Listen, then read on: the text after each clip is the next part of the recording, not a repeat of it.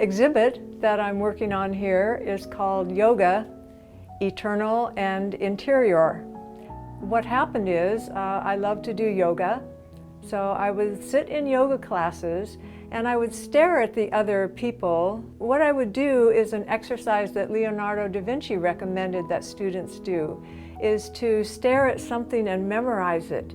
And so I would do that with the yoga poses because they're so complex anatomically. Then I would go back to my studio and I would make drawings of the pose life-size. I wanted to really capture the feeling of that pose, the tension, like the muscular tension, and the resolution of making something beautiful, being in a beautiful posture.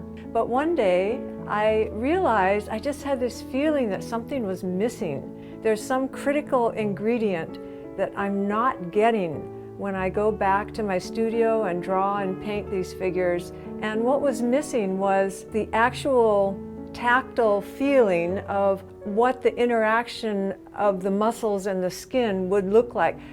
For example, if my arms are twisted around each other, I'm feeling a lot of stress. I'm feeling skin against skin. I'm feeling the muscle tension. And what would that look like?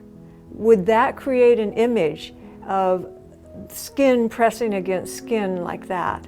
When we move, it's mostly the most active parts of our body are the joints.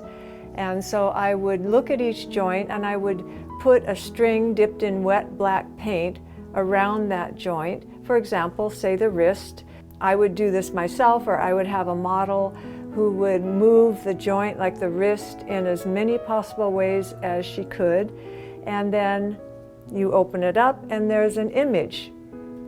Basically, the dancer or the model has painted herself. She's created an image of what that range of motion looks like.